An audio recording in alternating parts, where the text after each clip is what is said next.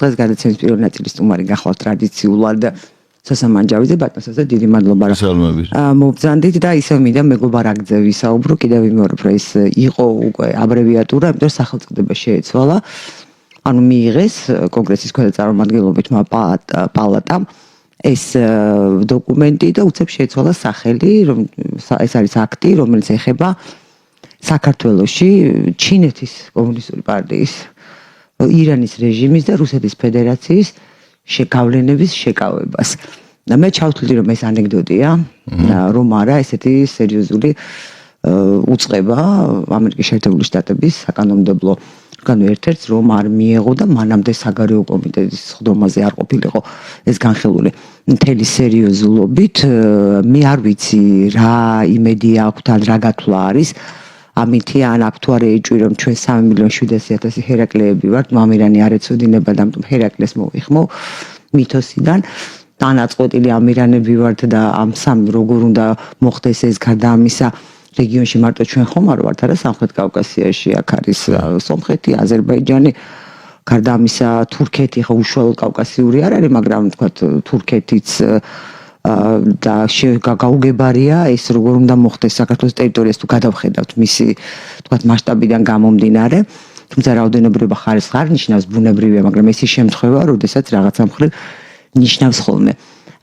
რა გზავნილია ეს ვისთვის არის გზავნილი და რამდენად სერიოზულია ასეთი დამოკიდებულება იმიტომ რომ მართლაც კომიკურია ეს ამბავი რომ ჩვენ აი ამ სამ სახელმწიფოს ან ვინმე შეაკავებს იმ ფონზე როცა უკრაინას 50 სახელმწიფო ეხმარება 40 მილიონიანია ქვეყანა ნუ თქვა რუსულ მოსახლეობას კონკრეტულად რუსულ მოსახლეობას თუ გამოვაკლებთ მისი რაოდენობიდან და მეოთხე წელია რაღაც რუსეთი ვერ მოიგერია და ჩვენ რა ფუნქცია დაგვეკისრა ხო პირველ რიგში გილოცავთ დამავიწყდა უკაცრავად დღეს 9 მაისია დიდი ბოდიში დამავიწყდა კიდევ მეორე ნაწილი ამ თემაზე გვაქვს კი ბატონო დამავიწყდა ზოგიერთს აქვს რაღაც წარმოდგენები ამის შესახებ არარეალისტური მაგრამ ის რაც იყო სინამდვილეში რადაც ჩამოყალიბდა გერმანული რევანშიზმი ეს რევანშიზმი გამოწვეული იყო იმ სრულიად ალოგიკური და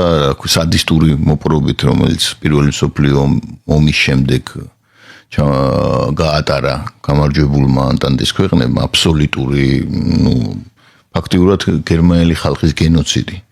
ამან მიიღო ის ფორმა, რაც მიიღო რევანშიზმი და შემდეგ ნაციზმის სახე მიიღო, ხა ამბობენ ფაშისტურ გერმანიაზე და ფაშიზმი ერთია. ნაციზმი რა თქმა უნდა. ნაციზმი მეორეა რა არის ნაციზმი? ნაციზმი არის გარკვეული ერის სუპრემატიზმის ხვების წინააღმდეგ, ხომ? სხვა ერების მიმართ. კი ბატონო, ეს იდეოლოგია, ეს მარტო ეს ჰიტლერის იდეოლოგია.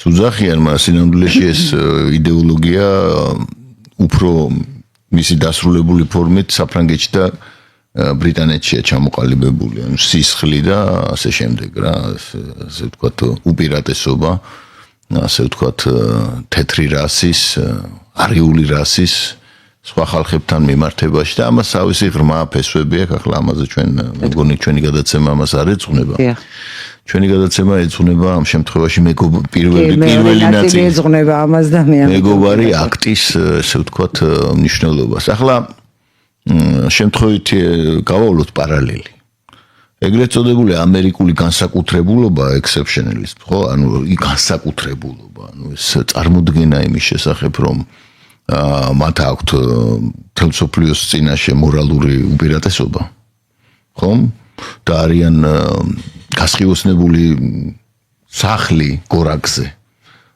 და მათ უნდა მიხბაძონ ყველამ ეს არ არის ახალი რამ ეს თავის დროზე კემ მეიფლაუერს როცა ამერიკის პირველი ესე ვთქვათ კალვინისტი იგივე პურიტანი იგივე პროტესტანტი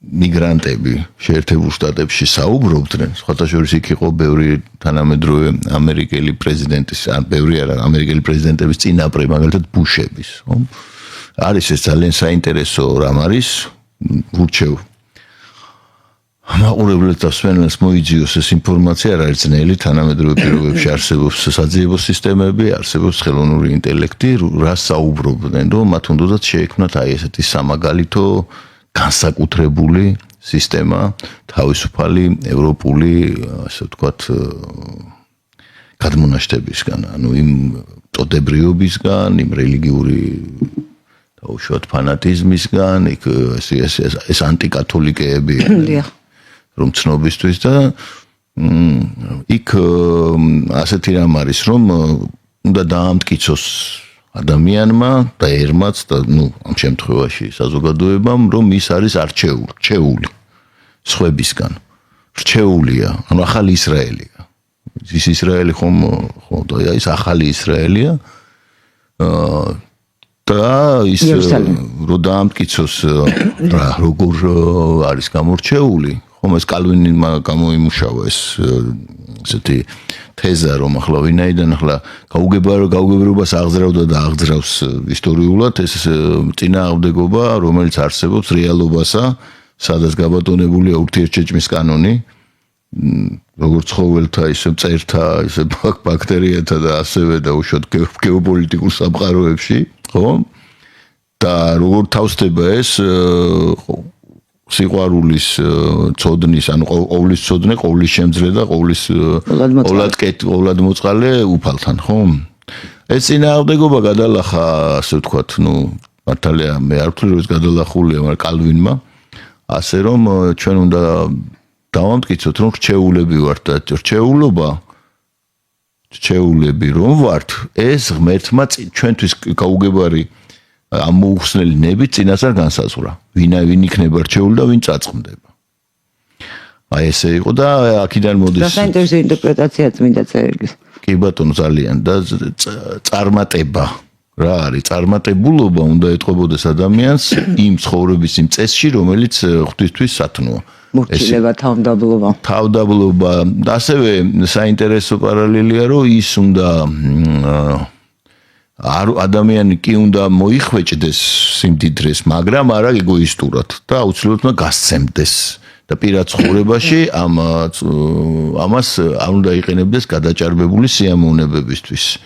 თუმცა ეს სიღარიბე ამ შემთხვევაში ხომ არ ითვლება იქ სიკეთეთ, როგორც ასე ვთქვათ, სხვა იმაშია რელიგიებში, ქრისტიანობის სხვა ტრადიციული ინტერპრეტაცია იყო და ასევე ის ხსნიდა გარკვეულწილად კი არა არ გმობდა ვახშს, რამაც სრულად განსხვავებული ხაზი წაიყვანა აბსოლუტურად. და ეს წარმატება უნდა ყოფილიყო გამოხატული, როგორც თქვი, ეთიკაში, ან ეს ეგრეთ წოდებული პროტესტანტული ეთიკა. ხა ჩვენ ხო გვახსოვს აი ეს ფილმების, ნაწარმოებები და უშუალოდ რომელიც გამოხატავს აი მაშინ როგორ იყვნენ ჩაცმულები, როგორი მორალი იყო, რომ დაუშვათ ამ შემთხვევაში არ უნდა გამოსჩენოდა არანაირი სხეულის ნაწილი, ასე შემდეგ, არავითარი ის არ უნდა ყოფილიყო რაღაც ლაპარაკი ადიულტერებზე და იმაზე საერთოდ ლაპარაკი არ იყო. იმდენად პურიტანული საზოგადოება იყო ეს. ეს ექსკურსად. ეხლა ეს ყველაფერი რა თქმა უნდა ჩაბარდა წარსულს პურიტანიზმი, მაგრამ აი წარმატების და გამორჩეულობის და განსაკუთრებულობის იდეა გადავიდა კაიხანია აი იმაში, რასაც ჩვენ ვხედავთ, მაგალითად მეგობარ აქტში.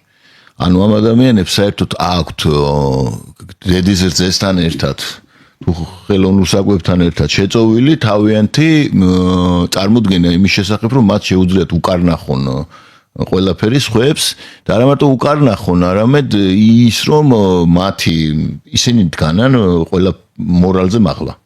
ანუ ავტომატურად ისინი რასაც თვლიან და მათი ინტერესი რაც არის, ის სიკეთეა. აი ამაში გადაიზარდა. და აქედან ვატნოსო, ესეთი მიდგომა რომ რასაც ისინი სიკეთეა, ფაქტობრივად ყველა დიდ ქვეყანას ახასიათებს. არა, ყველა დიდ ქვეყანას ახასიათებს, მაგრამ აქ იდეოლოგიზირებულია და გარდა ამისა, დიდი ქვეყანა დღეს ეგ არის. ეს არის ჰეგემონით ჯერჯერობით. ჩვენ როდესაც საუბრობთ ბევრს ამ დასავლეთზე, უნდა გავითვალისწინოთ ის, რომ ისინი ბოლო 400 წლის განმავლობაში არიან ჰეგემონები. არიან დასავლური ცივილიზაცია ახორციელებს თავის ექსპანსიას, როგორც ამაზე წამყვანი ესე იგი დიდი ისტორიკოსები წერენ დასავლეთის 4 მიმართულებით ეს ექსპანსია მიმდინარეობს ესე იგი ევრაზიის ჰარტლენდის წინააღმდეგ ამ შემთხვევაში რუსეთის ისლამური სამყაროს წინააღმდეგ აღმოსავლეთის წინააღმდეგ და საერთოდ სამხრეთის ანუ ეს დასავლეთი და მსოფლიოა ესეთი ის არის ქვია მიდგომა რა და აქედან მოდის ეს ყველაფერი გვახსოვს ხომ თეთრი ადამიანის ტვირთი უშუალოდ კიპლინგის ასე შემდეგ და ამგვარები უამრავი რამს აი ამის გამოხატულებას ვხედავთ ახლა ამ ეგრეთ წოდებულ მეგობარ აქტში რომელიც თავისი აბსურდულობით სრულიად გამოხატავს იმ აბსურდს რა ფორმაც მიიღო ამ ამერიკული განსაკუთრებულობის წმენამ და ვერ გძნობენ რომ ეს აბსურდი რაც იქ წერია აი ეს მოუწევს აი ამას ვერ გძნობენ მეინსტრიმში ვერ გძნობენ საერთოდ აი მაგაში გეთანხმები ნინო რომ ყველა დიდ ქვეყანას ახასიათებს ეგრეთ წოდებული თავის როლში არიან შეჭრილები და იქ როლური თამაშები სოთაშოს ძალიან კაი მეთოდი იქნებოდა აქ ვამბობდი მე რომ გამოგვეყვანა ისინი ამ როლური სიტუაციიდან ვინც გამოდის და სხვის იმიდანაც უყურებს ხო სხვის ტყავში ესე ვთქვათ მათ ეს კარგად ესმით მაგრამ ახლა ძალიან ცოტა ასეთი ადამიანი ანუ რას გვეუბნებიან ახლა ესენი ამ მეგობარი აქტით ნუ პირველ რიგში ესაა თავისი აგენტურის გამხნევებისა და მხარდაჭერის აქტი პირდაპირ ვთქვათ ხო აქედან გამოჩნდა რომ ასეთი მამაცი აგენტურა ხავთ რომ აი შეებრძოლებიან რუსეთს ჩინეთს რა მათ არ აინტერესებთ ჩინეთს შეებრძოლები არ შეებრძოლ შენ თავარია იყო ანტიჩინური ანტირუსული და ანტიირანული და აგრესიულად იყო ასეთი და შენ თუ ახლა დავუშვ ამით რაღაცა მოგივა ახლა უილსონს ძალიან არანერვიულებს ცხადია ხო საქართველოს ძალიან უცნაურ სიტუაციაშია იმ ხრივ რომ ჩვენ გთხოვენ რადიკალურ პროდასალურ პოზიციას, როცა არაფერს არ გვაძლევენ საერთოდ. ეს ხოთაშუნა კიდე უნდა გავიმეორო ის აღმოვაჩინე ეს მონაცემი მას შემდეგ ცეთი დასევდიანებული ვარ. სევდა მოგერია. დარიელივით. დამოუკიდებლობის დღიდან დღემდე ყაზახეთმა ევროკავშირისგან მიიღო სულ მისი საინვესტიციო პორტფელი 450 მილიარდია და მიიღო 200 მილიარდი. ამას ვიმეორებ მანტრასავით მას შემდეგ რაც ეს ყაზახეთის საგარეო საქმე და მინისტრის ბაგეთაგან შევიდღვა. კი ბატონო, თორე ყაზახეთში, ნუ ინტერესები ფული იშოვება. ჩვენთან ახლა ჩვენ რატო ერთი ყაზახეთი დიდი სახელმწიფოა ჩვენთან შედარებით ამის გარდა ნუ რესურსებია და 10 მილიარდი მოეცათ. ხო, ჩვენ საერთოდ დაგვაჯინეს ესე ვთქვათ იმაზე, შიმში მათი წარმოდგენი ჩვენ უნდა ყოფილიყავით მორჩილი და მშიერი. სავიზო რეჟიმის კი არ გაგვიოქმდეს. უსასტიკესი სავიზო რეჟიმი, რაშიც უზარმაზარ ფულს აკეთებდნენ ამერიკის საელჩოს ესე იგი წარმომადგენლები და შუამავლები ქართველი. ხომ ვიცით ახლა რამდენმა ბინა გაყიდა და ისე აიღო ვიზა რომ გადაეხადა ფული, ხომ? ეს ხო ცნობილი ამბავია. რაც არ უნდა იშრომონ ახლა ფაქტ-ჩეკერებმა ყველა მის ამის ამბავი და დღემდე იგივე გრძელდება. ამერიკაში წასვლა არის ესე იგი, ნუ უდიდესი პრობლემა, ხო? და თანს რა გვეუბნებიან რომ უნდა ვიყოთ სტრატეგიული პარტნიორები და დაუპირისპირდეთ ესე იგი რუსეთს არავითარ შემთხვევაში არ უნდა დავამყაროთ ჩინეთთან არანაირი ურთიერთობა როგორ 100 მილიონზე მეტი ყველა ინვესტიციაო ჩინურიაო ესმით და მტრულად უნდა ვიყოთ განწყობილი ასევე ირანთან თანაც ესე იგი უნდა თავიანთი ამ ქსელით ცენტრალური სადაზვერვოს ესე ქსელით უნდა გაგვიშრონ სისხლი, უნდა გააკეთონ ერის ელგებეტიზაცია, ასე თქო, უნდა გაეკეთებინათ, ასე ვთქვათ, ხო? უფრო მაგარ სიტყვებს არ ვიტყვი, იმიტომ რომ ხო? უნდა გაანადგურონ განათლება, მრეწველობა და ყველაფერი სხვა დანარჩენი არ მიცენს ქვეყანას განვითარების საშუალება. აი ეს მიდგომა მეგობრული აქვს ამ ქვეყანას ჩვენს მიმართ. ხა რატომ აქვს ეს? ვინ მუშაობს? ეს განსაზღვროს ტაბლიაშვილმა და კიდე იმან რა გვარია ეს სხვებმა ხა ისინი რო ყავს რა ქვია შიზოფრენიკები ხომ? ესე იგი აი მათ განსაზღვროს. არა ემოციური დამოკიდებულება აქვს ძალიან. არა რას ნიშნავს ემოციური გამოკიდებულება? ეს კრეტინიზმში გაჯიუტება საერთოდ ხო? ძალიან უკვე ნერვების მომშლელია. ფაქტებთან ჭუბი. ფაქტი ხო ეს არის კაცო. ყაზახეთს 200 მილიარდს აძლევ. ჩვენ აქ და თანკი მოგვიწოდებ რომ ესე იგი ვეომოთ იმას რუსეთს, ხომ? ხო ფაქტია რომ მაგას გვეუბნებიან ხო იქნება ისიც თქვა რომ არ ყოფილა როგორ არ ყოფილა გამოხატულად ეგრე იყო ხომ და ამის ფაქტები არსებობს აი ეს რამდენად მეგობრულია და რამდენად ატარებს მიზანმიმართულ ანტიქართულ ხასიათს ეს საღათმოაზროვნე თუ ავინმე მე მგონი ამის დასკვნის გამოტანა არ გაუჭირდება ხარ რატომ არის რა ხდება გასაგებია რატომაც არის იმიტომ არის რომ დაუშვათ საქართველოს დაუცველი სისტემა აბსოლუტურად მას არ აყავს არავინ არ აყავს მხარდამჭერი არავინ სოლიდარული ჩვენთან არავინ არის რატომ ძალიან მარტივია ამის ახსნა არსებობენ სოლიდარობის სხვადასხვა ფორმები აი რატომ არის სოლიდარული ესა თუ ის დაუშვათ დიდი სისტემა უფრო პატარა სისტემის პატარა ქვეყნის მიმართ არსებობს რელიგიური საკითხი, ხო? ახლა მუსლიმები გინდა არ გინდა ერთმანეთს რაც არ უნდა ჭამდნენ? კი ბატონო, რაღაც მომენტში ახან მუსლიმია ერთიანდება, ხო? არ ყოველ შემთხვევაში ეს არსებობს. თუ ამას თან ერთვის ინტერესი, მაშინ გადაიზრდება ხოლმე ეს უკვე ალიანსში, ასე ვთქვათ. ეს ერთისა. მეორე არის კიდე ნათესაობა.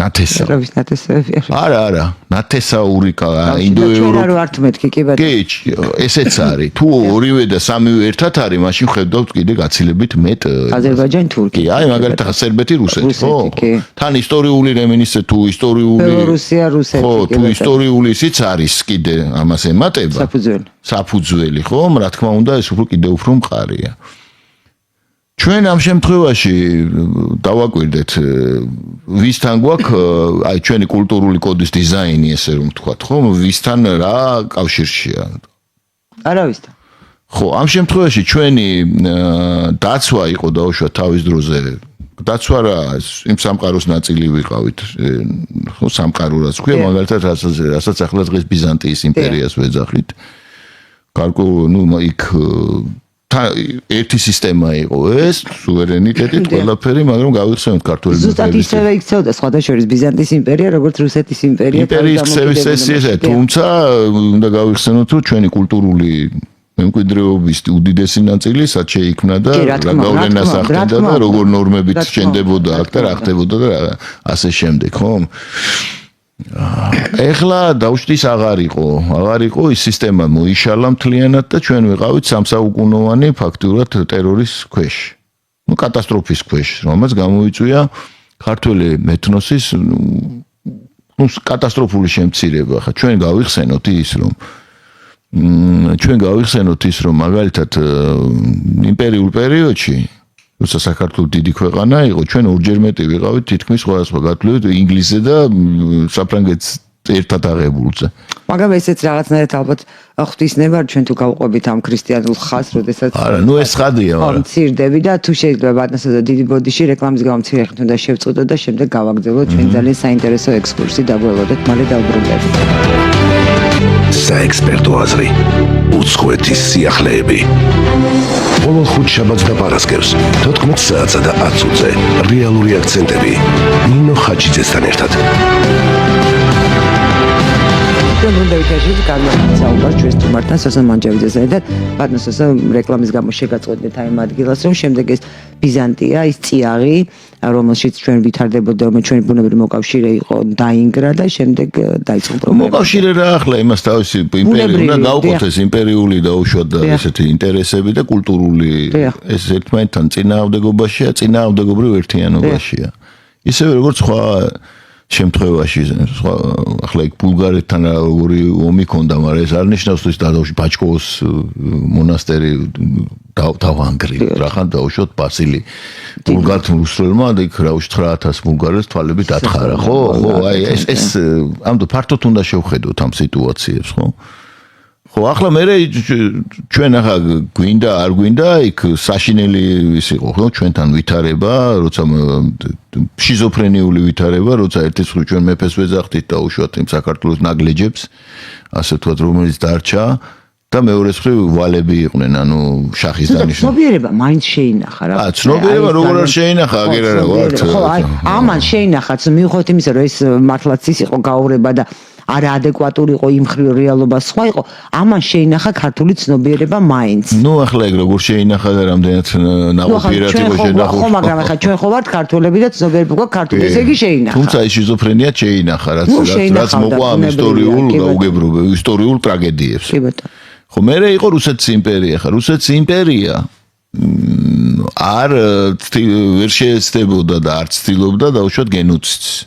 რატომ? იმიტომ რომ იყო მართლმადიდებლური იმპერია იყო ეს და შესაბამისად დაცვა იყო იმის რომ შენ ხარ დაუშვათ მართლმადიდებელი და კულტურული თვალსაზრისით, რელიგიურ კულტურული თვალსაზრისით იგივე ღირებულებებს იზიარებ და კიდე არ უნდა აურიოთ ერთმანეთს იმპერია და დაუშვათ კულტურული ფენომენი, ხო? ქიდან გამომდინარე ეს ბუნებრივად იყო დაცვა და ამას მოყვა დაუშვათ ის რომ რეგენერაცია განიცადა ქართულმა კულტურულმა პოტენციალმა და საოცარი რამეები მოხდა, ხო? იგივე დაუშვათ მე-19 საუკუნეში იგივე ჩვენ მივიღეთ დაუშვათ იგივე 30 წელიწადში იმის შემდეგ რაც იყო აღამ ახმათხანის შემოსევები ლექთათარეში და იქ ტყვეთას ყიდვა და უბედურება ზოგადად მივიღეთ საოცარი პოეზია, ხო? იგივე დაუშვათ საოცარი კიდე ბევრი სხვა რამ, აგერ თბილისში ოპერა გაიხსნა 30-იან წლებში თუ რომელი წელი იყო ზუსტად არ მოხდა თავისუფლების მოედანზე იდგა ოპერა სხვათა შორის და იქიდან ეს საუბარი იქ აწერი 1808 თუ 12. არა მე უფრო ცოტა მოგვიანებით, მაგრამ ნუ წარმოვიდგინოთ და ხო მაშენების და დაწყების თარიღი აწერი. ხო, ეს უყურებდი ხო. ხო, ეს წარმოვიდგინოთ და იქ წავკისის წყალი რომ მოდიოდა, ტალახი მოქონდა და ეს ამ ოპერაზე ესე იგი გამოწყობილი თავადაზნაურობას ატატებული შეყავდათ, ესე იგი ქალები და იყო მოკლედ ესეთი საოცარი რამე. ქალები როგორი გინებიან რა? ახლა ახლა ის სამეფო თეატრს არ შევადრი ახლა იმ სიტუაციებს და გაგახს გავანებოთ თავი, ანუ ამიტომ ეს ლინკი არსებობდა. ნუ ახლა ბოლშევიზმის დროს ეს ჩაწყდა, მაგრამ იქ სხვა ტიპის იმპერია აღმოცენდა, რომელიც არ იყო დაუშვათ ერთი ერის სუპრემატიზმზე და უპირატესობაზე დაფუძნებული და ტყუილა ადარებდნენ ჩვენი ეროვნულ განმათავისუფლებელი მოძრაობის ლიდერები მოდერნიზებულ რუსეთის იმპერია რაღაც სისულელებს რო ლაპარაკობდნენ, ეს სხვა ტიპის რუსისულ არ იყო მე.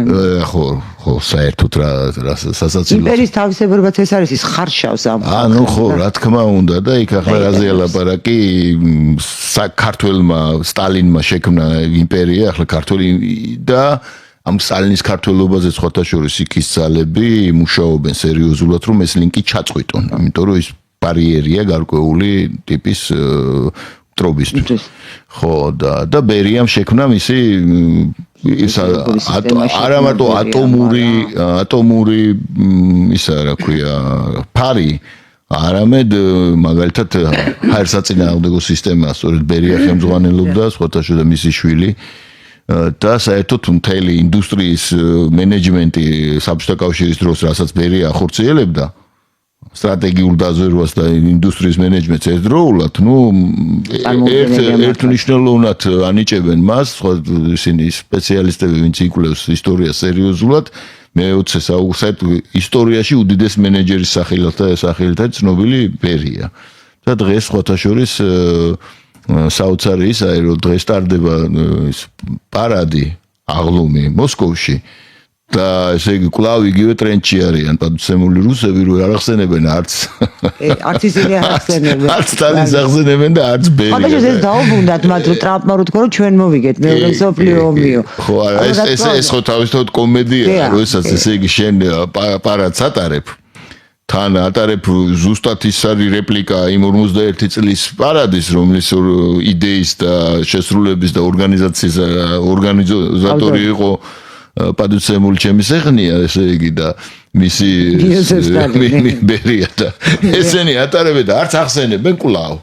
რაც თავისთავად კომედია და მინდა ვთქვა, რომ სანამ იქ არ იტყვიან რაც სიმართლეს, რაც იყო და კვლავ მიყვებიან ხრუშჩოვის გზას, მე ახლა სტალინიზმის პოზიციებიდან კი არ გამომდინარე, მე ვლაპარაკობ სიმართლე რაც იყო. და ესე უნდა ვილაპარაკოთ ჩვენ იდეოლოგიზების გარშემო, რომელიც ატვინებს და ადამიანებს და მათგან ქმნის მოაზროვნე არსებების მაგივრად ადამიან იარაღებს. ადამიანი იარაღებად და აგენტებად არ არის იდეალი, ხო? ამისთვის არ შეუქმნივართ ნინო ჩვენ ღმერთს. რა როგორ ფიქრობ? კი რა ჩვენ თავისუფალ არსებებად შექმნა. იმ დონეზეც კი რომ ყველანაირად ეხლაც რა მდგომარე რატო გავაკეთე ახლა ამ ხელა ისტორიული ექსკურსი. ჩვენ აქედან გამომდინარე ჩვენ არ აქვს მოკავშირე და ეს აძლევს საშუალებას აი გეოპოლიტიკურ აქტორებს სრულიად უსირცხვილოდ განახორციელონ აქ ესე იგი თავიანთი გეოპოლიტიკური ინტერესები. ეს სხვაგანაც აკეთებენ, მაგრამ ჩვენი ვაწუხებდეს რა. და ჩვენ აი ესეთი სისტემა ვართ. და ამიტომ უნდა ვეძებდეთ მოკავშირეებს და საერთოდ ცოტა ჭუას მოუხმოთ და შევხედოთ რეგიონალურ ძალთა განლაგებას. აი პირველი თქვით თქვენ რომ აი ეს იყო თავისი აგენტურისთვისო რო გზავნილი რომ ანტიჩინური ანტირუსული და ანტიირანული განცხადებები გააკეთეს. კიდევ ვისთვის იყო ეს ხა ჩინეთისთვის და რუსეთისთვის ან ირანისთვის იყო გზავნილი? რა თქმა უნდა იყო ჩვენ აქ ვართ და არსად არ წავალთ. ეს გზავნილია. და ამათ მოგიქცევთ და ჩვენ რა უნდა დავაგოთ? დავანგრევთ. გავხდით ჩვენ ამას ანუ საქართველოს როგორი ქვეყანაა ჩვენ საბჭოთა კავშირის დასლის შემდეგ დააგვჭა 315 მეტრი კილომეტრი თუ არ ვცდები ჩავიხედოთ. ეხა 200 დაგვჭა მე მგონი. ზღვის აკვატორია. ეს რა არის? რომელი ზღვის აკვატორია? ეს შავი ზღვის აკვატორია. შავი ზღვა ითვლება ერთ-ერთ უმთავრეს, ერთ-ერთ ყველაზე სტრატეგიულ ზღვად. რატომ? იმიტომ რომ ის აძლევს heartlands, ანუ ამ შემთხვევაში რუსეთის იმპერიას, რუსეთის ფედერაციას ამ შემთხვევაში თბილის ზღვებისკენ გასასვლელს. არა მარტო მას აძლევს, მაგრამ იქ სხვა ქვეყნებსაც, მაგრამ რუსეთისთვის ეს რა თქმა უნდა სტრატეგიული. არა მარტო რუსეთს აძლევს თან, არამედ შუა აზიის ქვეყნებს, აზერბაიჯანს აძლევს აი ამ ზღვებზე გასვლის საშუალებას. და ეს ჩვენი კონტროლის ქვეშ აღმოჩნდა. ცნობისთვის ესე იგი, როდესაც საუბრობთ ჩვენ საქართველოს აქტივებზე, უნდა გავითვალისწინოთ, ამას ფასი რა თქმა უნდა არა აქვს, ცოტა ზნეობისგან შორს არის და ბენდუქიძის მოლიპულ გზაზე არ მინდა მე შევდგე, მაგრამ ეს არის კოლოსალური რაოდენობის ღირებულების აქტივი ცნობისთვის. გარდა სხვა აქტივებისა, რომელიც ჩვენ გვაქვს, ხო? ასევე და რომელიც არის ჩემი აზრით საერთოდ ხელახლა გამოსაკვლევია ჩვენი რესურსები. იმიტომ რომ ჩვენ რაც რესურსებიც გვაქვს, ეს გარკვეული პოლიტიკური თემების გამო, გარკვეული კი არა, დიდი პოლიტიკის გამო ჩვენ ფაქტურად გვაქვს ტენდენციურად მოწოდებული. და ჩვენი ამ აქტივების ფლობელი უნდა ვიყოთ და რაც მთავარია, ეს უნდა იყოს აი ახლობთ ისეთი სისტემა, როგორც აქვს ნორვეგიას მაგალითად, ან არაბულ ქვეყნებს იქ თავისებურებებია დაუშვათ პოლიტიკურ წყობაში. მაგრამ განვითარების ფონდი უნდა შეიქმნას და გარდა ამისა, ხელახლა უნდა ავაფასოთ ჩვენი რესურსები. და ხალხმა უნდა გაიგოს ჩვენმა ერმა, ჩვენმა მოქალაქეებმა რისი პატრონები არიან და რა წილი აქვთ მაგ თამაში.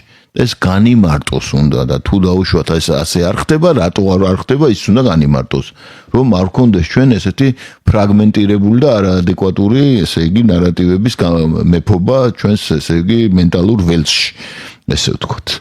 ეს მენტალური ველია განსაკურნი არის და ამაზე სხვათა შორის სახელმწიფომ კი რეკომენდაციას ვაძლევ, უნდა გააკეთოს ამაზე მთავარი აქცენტი, იმიტომ რომ რაც ტვინში ხდება და მენტალურ ველში ხდება, იმის მატერიალიზაცია ხდება მერე იმაზე რა სხვადასხვა გაუგებარი გამოხტომებით, გინდა პოლიტიკური, გინდა დაუშვათ კულტურული და გინდა სხვა მიმართულებით რა. აქედან გამომდინარე ჩვენ უნდა გავაცნობიეროთ ჩვენს ნარატივები, რომელიც გამეფებულია ჩვენს მაშ მენტალურ ველში, ანუ აზრობრივ ველში, ძვირფასო მეგობრებო, ეს არის სუიციდალური. თვითმკვლელი ნარატივებია.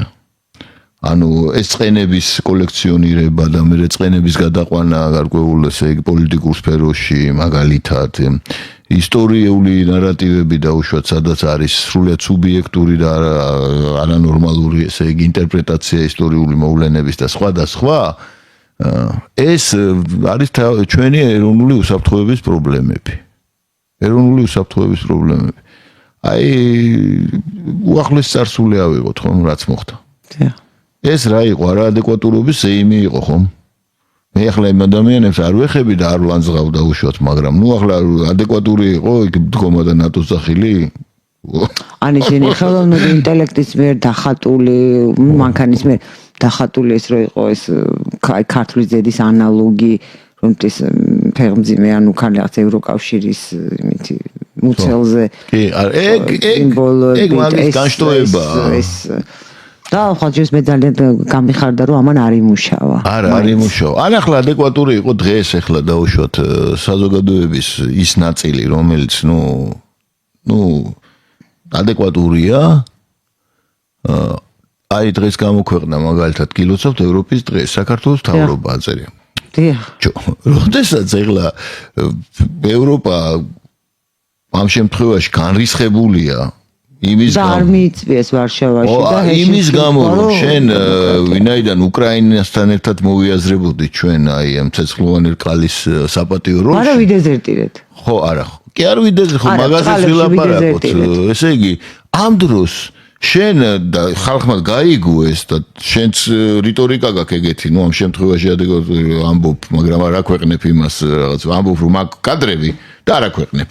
და არ გამომაქვეყნებინოთო ემუქრები, ხო? ეს ხო დევალვაციას იწვევს იმ კადრებისასაც, ხო? მაგრამ გარდა ამაზე გაღიზიანებას იწვევს, შენ ხო შიფრავენ ახლა ამას და უშუალოდ განწყობას იმუშავებენ. გამოაქვეყნე და თქვი რა, რომ აი ესე იყო. და გაჟეჟის გატეხილი ჯობია. გაჟეჟის გატეხილი ჯობია, ხო, მართლა რა და ეს კიდევ მე ჩემი აზრით ეს გაცილებით უფრო უკეთესად იმოქმედებს ურთიერთობის გადატვირთვაზე. რომ მიხვდებიან რომ აქაც ნუ არის ეს განწყობა, ხო? ერთის მხრივ ამას იძახე, მეორე მხრივ ხალხმა რომელმაც ეს კარგად იცის სხვათა შორის, ხო? პირველივე კვირეებიდან ძალიან კარგად გამოვიდა იქიდან და ვერ დამალავ საქართველოში ვერაფერს. უეცრად ახლა 9 მაისის გამარჯვების დღის მაგივრად ევროპის დღეს ულოცავენ და იმ ევროპისა, რომელიც აი აქ ყველანაირ უკუღმართობას უჭერს ხარ რატომღაც. მაგალითად ავიღოთ გერმანიის ელჩი, რომელიც ახლა ძალიან გავს, რომელიღაც დახაუს თუ რომელიღაც იმის, რა ქვია, იმაზე რო ასამართლებდნენ, ხო იცი? ბუხენვალდის და იმ რაღაც კომენტაც გავს, რა საეჭოთ, არ ვიცი, ახლა რა ისე ლაპარაკობს ზუსტად, აი ხო იცი, ესე ისინი ლაპარაკობდნენ, ობერშტურმანფიურერი. აი ესე იგი, გასაოცარია რა პირდაპირ და თან სრულ აბსოლუტურად ხო შეიძლება ერთი მართალი თქვას რომელიღაცამ, ხო? ხალხი კაცო, რაზე ვლაპარაკობთ საერთოდ, ესე იგი გავიმეორებ ეს უკვე იმად გადაიქცა, ბანა ჩვენ გვიკეჟინებთ დემოკრატიის უკუსლას. ტირანია და ავტორიტარიზმს უწოდებენ, როცა სოფლიოში ალბათ ყველაზე მეტი ისინი რადიკალი ისინი ყავს, რა ქვია, ტელევიზიები და სააგენტოები. და სანამ ესე იგი მართლა არ დახოცეს კინაღამის პოლიციელები ბალეტს ეთამაშებოდნენ ამათ, ხო? ბალეტს. და ყოველ წელიწადში პარლამენტის შტურმები ტარდება. ყოველ წელს. წელიწადში ერთი-ორი პარლამენტზე შტურმი არ მოგაკეთდეს? ჩვენ გვეუბნებიან რომ ჩვენ ვართ ესე იგი თურმე ტირანია, ავტორიტარი თვითონ გზალავენ პარტიებს, ყველაზე დიდ პარტიებს წარმოვიდგინე, მედიებს, პარტიებს გზალავენ, არჩევნებს უგზალავენ, გზას უკეტავენ ევროკავშირის წევრ ქვეყნებს, წარმოვიდგინე და ღებულობენ, ახლა სარკოზიმ დიდი პატივით მიიღო, ვინ ალშარა, რომელმაც გენოციდები ატარა იქ, ესე იგი სირიაში. ახლა დემოკრატია ის. და ახლაც მიმდინარეობს ეგ პროცესი. მოვად აღარ იღებენ. ხო, აი ამაზეა ლაპარაკი და ახლა ეს ხალხი ახლა როდის მორჩება ამ უმსგავსობას, მე გეტყვით რომ არ მორჩებიან ესენი. იმიტომ არ მორჩებიან რომ ჩაიშალა ძალიან სერიოზული გეოპოლიტიკური გეგმა, რომელიც არსებობდა მათ შორის და პირველ რიგში საქართველოს პოზიციით. და რატომ ახლა ეს რა გეგმა იყო, ისე ვთქვათ. ხომ საინტერესოა ნინო. ძალიან.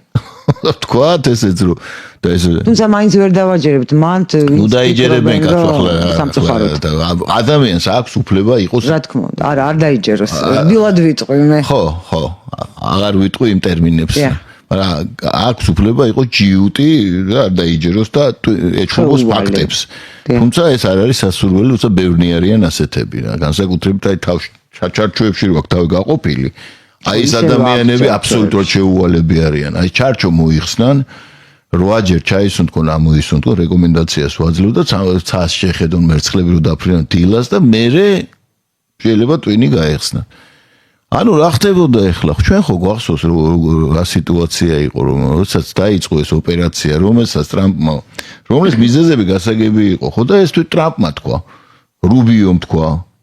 ყველამ თქვა უკვე, რომ კი სი ძინპინმაც თქვა. ახლა რუსები რასაც ლაპარაკობენ, გასაგებია, მაგრამ რაც უწოდეს სოფლიო ლიდერებმა, ახლა მეც იგივეს გავიმეორებ, ხო, რომ ეს იყო შედეგი იმის, რომ ეს ნატო ფართოვდებოდა აღმოსავლეთით. ფართოვდებოდა უაზროდ. და ბოლო საკითხი რომ დადგა უკრაინის და საქართველოს შესახებ, კი ვიცით მე რაც მოხდა და როგორც მოხდა, ხო? ახლა ნატო ფართოვდებოდა, იმან რო კითხა იმას, რა სალივანს რო კითხა ჟურნალისტმა, თორსებ სალივანი იყო, ხო? კი, მაგრამ რუსეთიო ხო არ ფართოვდებოდა, ნატო ხო ფართოვდებოდა, კი, მაგრამ რანაირად რუსეთი უახლოვდება ნატოს ბაზებსო და როგორ უახლოვდებაო ნატოსთვის ამას აი ნუ ბოდუა ხო გასაგებია იგივე ჯეფრი საქსის იმას მოგიყვანთ უნებოდიამ ჯეკ სალივანს რა მოიწოს ეს ომსო და რატო აკეთებ არა ნატოში ისეაც არ ვიღებთო როგორ უნდა მივიღოთო იცინოდაო მაგრამ არ ვიტყვითო ანუ ომის პროვოცირებით ჩვეულებრივი ის იყო რატო იყო ახლა ეს იმიტომ რომ იმედი ქონდათ გასაგებია რომ მათი გეოპოლიტიკური ინტერესი რაც არის გამოხატული უამრავ ესე იგი სტრატეგიის შრომებში, ნუ ეს რუსეთი უნდა დაიშალოს, იმიტომ რომ ფლობს არაპროპორციულად დიდ სახსრებს თავის მოსახლეობასთან შედარებით და დიდ ტერიტორიებს. ეს არის მიზანი, ნუ გასაგებია რა და აქედან გამომდინარე იხსნება ეს უზარმაზარი ზარდახშა შუა აზიის აგერ საქართველოს ბატონო შვენიერი გამტაჭენ და რაში ჭირდებათ ახლა ეს რუსეთი. პრობლემა იმაში რომ რუსეთს არ უნდა დაშლა. იქ დარჩენილი ძალა. ჯიუტად არ იშლება. რაზეც არიან სასტიკად ახტო ნუ როგორ თქვა აღშფოთებულები და შეშფოთებულები. არ უნდა ეს დაშლა და რა ვქნათ ხო? რა ვქნათ ახლა? თან აქვს 5500 ბირთვული კობინი და მისი გადატანის საშუალება რითიც შეუძლია სამჯერ გაანადგუროს დაუშვათ ცივილიზაცია დედამიწაზე. ხო, ნუ საკონტროლოდ. ბუნკერში მის დარჩება ისინიც. არა მარტო სამჯერ, ბევრჯერ. 24000 ქონდათ დაახლოებით ორივეს. ეს ხელშეკრულება რო დაიწყო. ხო, ეხლა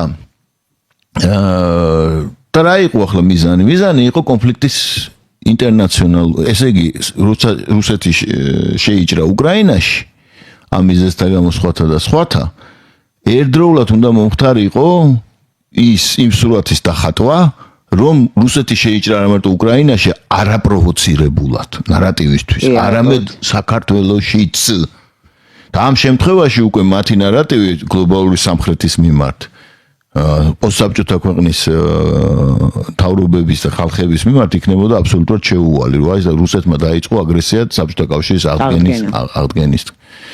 სწორედ ეს არის საიდუმლო ახლა, როცა მე მესეჯ ბოქსი გამოუშვეს, რომ აი საქართველოს რაში ჭირდებოდა რა არ იცოდით, რომ რუსეთი უცბად აიღებდა საქართველოს ნაცები ამბობენ სხვათა. მანამდე ამბობდა არა ჩვენ გმირულად უნდა ვიომოთ და თავდგირზე რაღაცა ვარბაკა რაღაცებს იძახდნენ, ნუ ეს გასაგებია რატომაც იძახდნენ, მაგრამ როცა დავუშვათ ჩაფლავდა ეს გეგმა. მე რო თავი ხომ უნდა გაემართლებინათ, კი მაგრამ ხალხი მოუტრიალდა და უთხრა გემა თქვენ და ჩვენ გვწირავდით. არა, კაცო ეგ არ ყოფილაო, რას ამბობ, კაცო ეგ როდის ყოფილაო? ახლაც მაგას არ იძახიან, არ ყოფილა. მეორე წუთში გაახსენდებათ ხოლმე და იძახიან არა გმირულად უნდა დავიღუპოთ, მაგრამ ნუ ახლა ცენტრალური ნარატივი შედარებით ესე გონიერმა ხალხმა, გონიერი ხალხი მიხვდა რომ ეს ცოტა არ იყოს და აგრესიას იწვევს მათმე. კი არ შეინანეს, ქვეყანას ღუპავდნენ, არა პოლიტიკური მოსაზრებებით.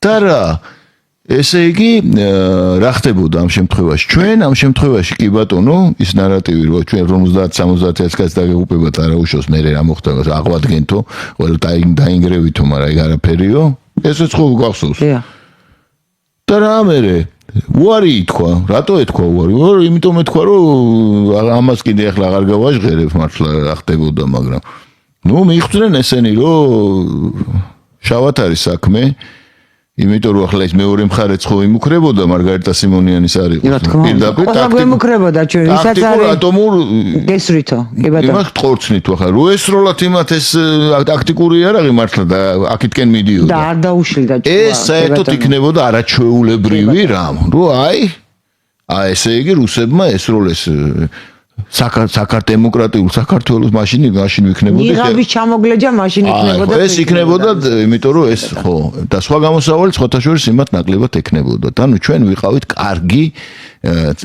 კარგი ცხვარი, ესე ვთქვათ, დასაკლავად ესეთი პოლიტიკური ჩაკაფულის, ესე ვთქვათ, გეოპოლიტიკური ჩაკაფულისთვის და უეცრად ესე იგი ამ დამშეულ გეოპოლიტიკურ მგლებს აი ესეთი საოცარი კერძი წაერთვათ. ამიტომ მათი განწყობა არის საშინელი. ამიტომ ისინი ორმაგი კი 100 მაგ სტანდარტებს იმაშობიან კაცო, ყველაფერს არ ღვევენ. და განსაკუთრებით ეს ბალტიისპირელი, ესე ვთქვათ, SS-ელების დაუმოვლები, ესე იგი, რომლებიც პირდაპირ ამბობენ, ესე იგი, ჩვენ უნდა შევწირვოდით და ეხლა ჩვენ ვართ საფრთხის ქვეშ, რატო არიან საფრთხის ქვეშ? ეხლა 20,000 კაცია განთავსებული, ახალი სხვათა შორის და ნატოსი და პოლონეთშიც და კონფლიქტი კი ახალ სტადიაში გადადის, ამ მშვიდობაზეა ლაპარაკი და რა ტრამპზეა ლაპარაკი. ახალ სტადიაში გადადის ესკალაციის ყველაზე საშიშ ფორმებს ღებულობს და ახლა სი ძინპინის იქ ჩასვლა და კიდე სხვა ასპექტები ეს კიდე ცალკე საუბრის თემაა. აქედან გამომდინარე რეზიუმის სახით უნდა ვთქვა. ეს აქტი სწორედ აქედან გამომდინარეობს, მეგობარი აქტი. მათ არ აუღიათ ხელი ამ გეგმებზე. ეს ძალიან შურისმაძიებელი ხალხია ესე ცნობისთვის რომ ვიცოდეთ ჩვენ რა, შურისმაძიებელი. და თუ დააკვირდებით, თუ აიღებენ კურსს, აი მაგალითად კუბაზე დღესაც არ მოუხსნიათ სანქციები, მიუხედავად აბსურდულობისა ყველაფრის, ხომ? ვენესუელა, ირანი, ესე იგი ძალიან დიდი ინერციული სისტემაა და იშვიათია დაუშვათ რომ ეს დროებითი ზომები არ გახდეს მართლა დროებითი, ყოველთვის დროში ძალიან განგრძობითია და ნუგონია ვინმეს რომ მე უბრალოდ შეიძლება ვცდებოდე, მაგრამ გადატვირთვის პერსპექტივა ძალიან საეჭვოა.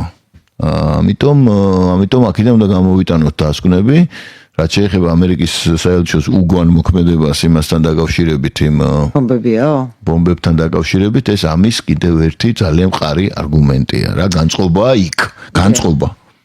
ბატონო, ძალიან მადლობა. მთავარი აქ იქ არის, რომ რაც არ კლავს ის გაძლიერებს და ჩვენ გავყვეთ ქრისტიანულ პარადიგმას, იმიტომ ჩვენ პრინციპში მე მგონი ამან გადაარჩინა ჩვენი სახელმწიფო და ყოველთვის შენი განწყობა არის მთავარი, რაც უნდა მცირერიცხოვანი იყო, რაც უნდა სუსტი იყო, ფიზიკურად სისუსტეზე მაქვს ლაპარაკი, შენი განწყობა და დამოკიდებულება. თუ ჩვენ თავს არ მოვიგიჟიანებთ, თუ ჩვენ ზუსტად გვეცოდინება რა გვინდა და როგორ გვინდა, ვინც უნდა იყოს შურისმაძიებელი ან არა შურისმაძიებელი, ეს გეგმები იშლება, იმიტომ რომ რაც ამ სხვა კანონზომიერებებია, სხვა წესებით იმართება და იქ ადამიანები რას ფიქრობენ, დღეს რაოდენ მდიდრებით და რაოდენ ძლიერებით, ამას არანაირი არსებითი მნიშვნელობა არ აქვს და მე იმედი მაქვს, რომ რაც შიგნითა ის იქნება გარეთ, თავარია შიგნით. თავარია პირი არის ბრუნოს, ღმერთმა ჩვენგან აი სხვადასხვა დათათავაძეების და ამ კულტურაში განხორციელებული და განათლებაში განხორციელებული უმსგავსო პოლიტიკის გამო, რომელსაც ამწუხაროდ შესაბამისი ყურადღება არ ექცევა. და სახელმწიფო ამ შემთხვევაში არის კი ბატონო ვალდებულია და ის არის პასუხისგებელი და თავისი მოქმედებები ამ შემთხვევაში და უპრინციპობა შეიძლება გადმოვიდეს ძალიან მძიმედ და აქედან გამომდინარე ის უნდა დაიკეტოს იქ ერთი სახელმწიფო სახსრებით თუ ფინანსდებოდა ეს არის კატასტროფა მინდა ვთქვა ასეთი რამეები და იქ ზოგიერთები რო აპრავებენ კიდე ხო უსულოდ მათ ხა ჩვენ გვინახავს შედევრები მსოფლიო შედევრები ბოლოს და ბოლოს ეს ოიდიპოსი ну აბა ეხა ხო შერაშუაშია მაგრამ სხვა რამეს ეს არის შედევრი ეს არის დრამატურგია და არის უხამსობა კიდე ეს უხამსობაც არ არის ეს არის რაღაც მარაზმი უდაბლესი დონის არა ფანტაზია სხვა ძალიან მძიმე მდგომარეობაშია ფსიქიკა როგორც ჩანს ძალიან მძიმე ესეთი რამ ხონდა მახსოვს დეისაძის გამიკვირდა ის საპონზე რო ქონდა მე არ წამიკითხავს ეს ფანტაზია რატომ უნდა გაგიჩნდეს რომ საპონით დედაში აი ეს აზრი როგორ გაუჩნდა მე ამან გამაოცა რომ ეს ასახტად დამტოვა ეს აზრი როგორ ეს მათი ის არის პრობლემა თუმცა იქცევა ჩვენ პრობლემად თუ კი ჩვენ არ გვეცოდინება ჩვენი განათლების სისტემა ვის აღზრდის განათლება და კულტურა არის მთავარი ამ შემთხვევაში. ეს კულტურა ინახავს ჩვენს ჯერ კიდევ მე ვიმეორებ ხოლმე ამას ეს ბავშვები რო დახყავთ შვილები ქართულ ხალხურ სიმღერაზე, ქართულ ცეკვაზე, ეს გინდა არ გინდა ინახავს ამ ინფორმაციას და ამით არის ეს შენახული ქართული მენტალიტეტი, ქართული არ უნდა ყარდეს ის სულიერი ის არ უნდა იყოს ეს და არა იმით რაც ხდება წნილება რო დაუშვათ არ გახდე საძაგელი იმისთვის თვალსთან პარველობა არ მოგეშალოს აი ეს არის მთავარი რა აი ერთი სიტყვით იმედი მაქვს რომ ჩვენ შინაგანად მოუწესრიგდებით და შინაგანად ისეთები ვიქნებით რომ გარეგანის საფრთხეები არ გავიწიროთ კი ბატონო გარეგანის საფრთხეები ვერ შეგვარყევს და არ გაგვანადგურებს ჩვენ რეკლამის გამომცირახეთ გემშვიდობები და დაგიბრუნებით მეორე სტუმართან ერთად დაგველოდეთ